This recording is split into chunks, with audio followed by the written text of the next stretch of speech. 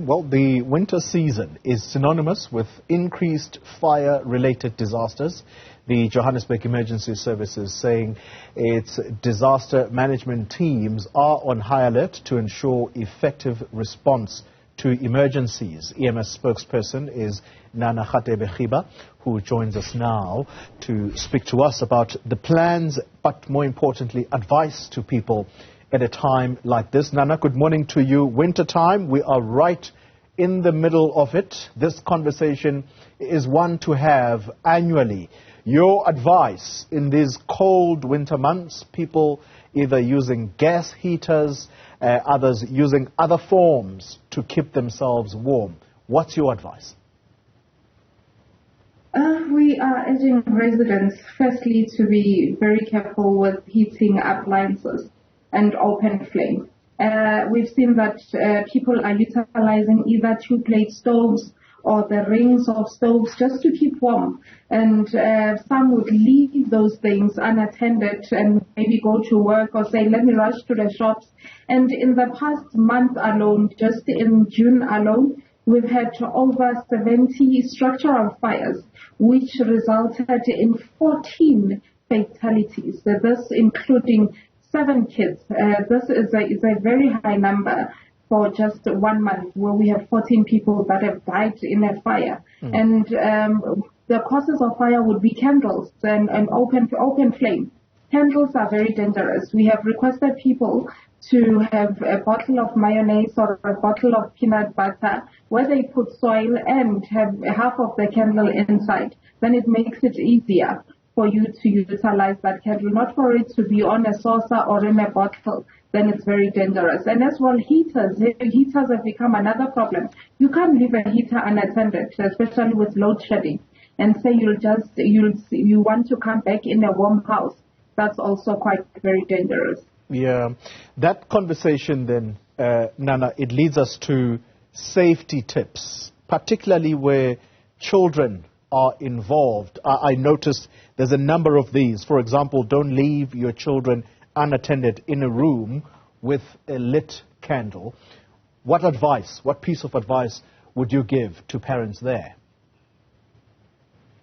As we say, candles have become a major. With this fires that we've responded to, we've seen that 60% are caused by candles. People leave candles with kids, and that should not be. As soon as you leave the room, make sure that the candle is off, or you put it inside the mayonnaise bottle, as I explained, with a bit of soil and half of that candle. And another thing I've spoken about, heaters. Heaters are not to be left unattended.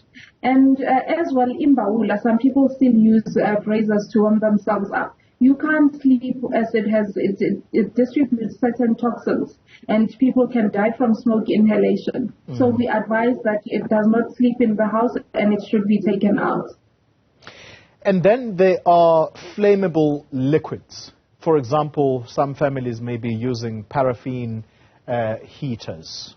What's the best way to store your flammable liquid to ensure that whatever happens, the house does not go up in flames? Liquid. We always also always advise that people should store it in a bottle that kids cannot open. Because we've seen that that is another major concern, where kids can either drink that flammable substance, or they can just utilize it in the house. And as well, we are using gas heaters, and you would find people keeping more than 9 kg of gas inside the house, which is not supposed to be. A household is only allowed to have 9 kg inside the house, and you cannot have any other utilizing either for your heater or for your stove. Yeah, and then of course the illegal connection of electricity. Yes, we have load shedding, but there are instances where actually most of the time we are connected to the power grid.